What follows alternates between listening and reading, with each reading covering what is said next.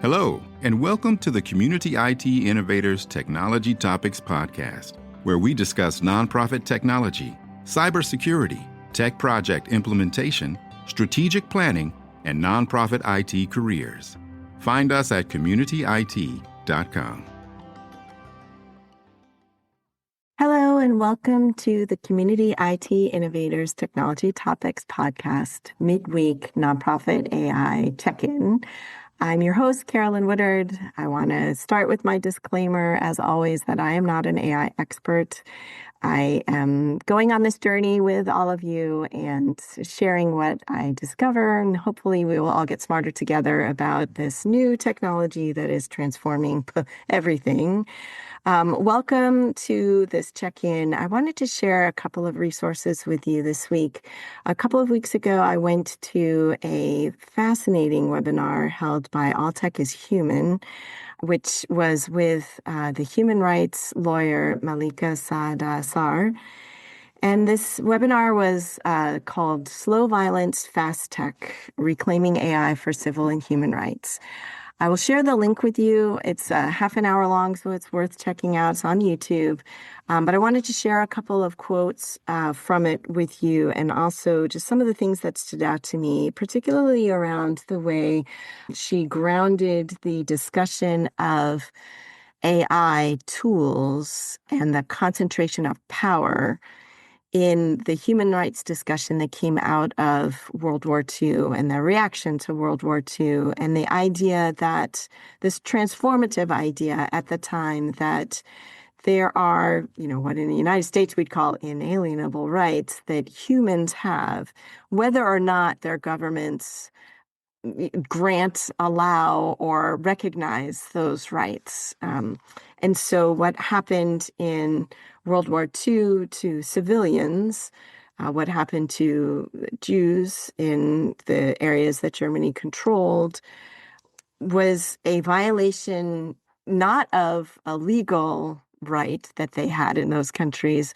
but of a basic human right. And out of that grew the UN's Declaration of Human Rights Charter, and it's something that we've been using in these years since. I think it's something that kind of resonates. It just seems like a natural idea. But in this webinar, the lawyer, Malika Saar, said, kind of went through how this evolved and where it came from. As a human rights lawyer, she kind of gave us this quick update that I had not thought about it in that way before. And then she tied in that discussion of basic human rights to the many, many ways that technology does not respect those rights, particularly for women and girls, marginalized people, and children.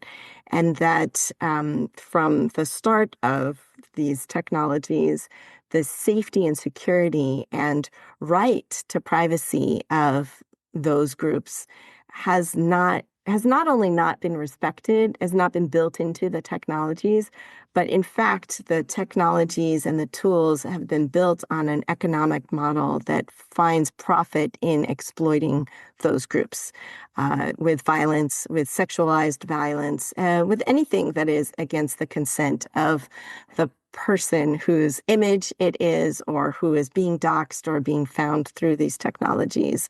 And does not have a right to privacy in the ways that people used to have a right to privacy, or used to have privacy, I guess, through obscurity maybe. And now that these tools connect us all, there are very few guidelines and guardrails on protecting those marginalized and vulnerable and sensitive populations. So if you are an organization that works with those types of communities, I urge you to watch this webinar. As I said, it's pretty short, it's 30 minutes.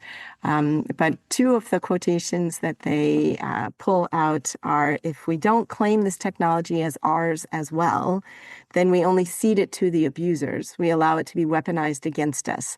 The question now is how we shape it, design it, and deploy it in a way that serves our dignity, equality, and democracy. So just a very thought-provoking webinar, and I hope you will have a look at it.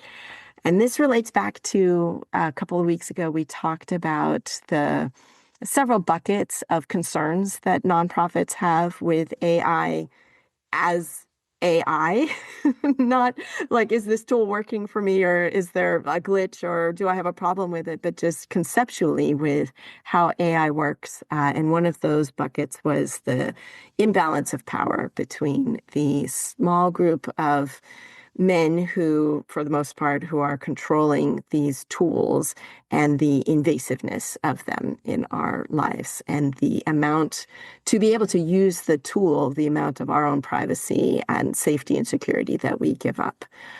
So just a fascinating discussion of it. And related to that, another bucket that I had talked about a couple of weeks ago when we talked about these issues were the effects on the communities of data centers. And I think, I've been seeing a lot of stories on both sides of the environmental impacts. There were some statistics that came out early on about the water use and energy use, electricity use.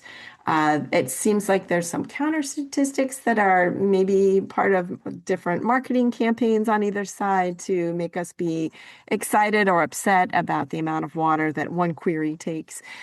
And I can tell you, living in Virginia, Northern Virginia, where we have the highest concentration of data centers on the planet right now, and all of our electricity costs are going up as just humans who live in a house and have an electricity bill. So that is all being driven by this frenzy to build these data centers. So I wanted to share another resource with you from the Brookings Institution about community benefit agreements. And this is a long article, research paper on the relationship of communities to data centers, to AI tools, and to profits for the companies that are building the AI, the data centers. And they come to the conclusion that they lay out the groundwork. So data centers are crucial for AI to work.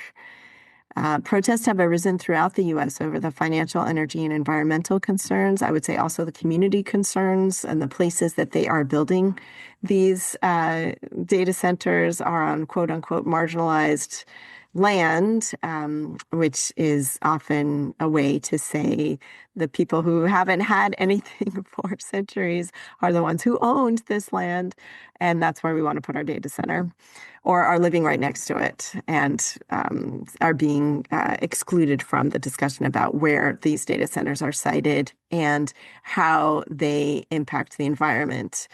AI companies could be working closely with local leaders to establish community benefit agreements, which help address public concerns and provide greater benefits to communities that are impacted by the data center construction.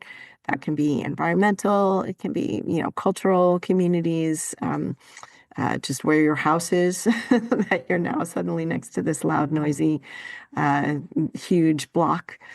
But transparency and cooperation between firms, local institutions, and residents that are not occurring at the moment or are infrequently occurring are essential to facilitate this community input into where those data centers are sited and to support residents' digital access, well-being, employment, and other concerns.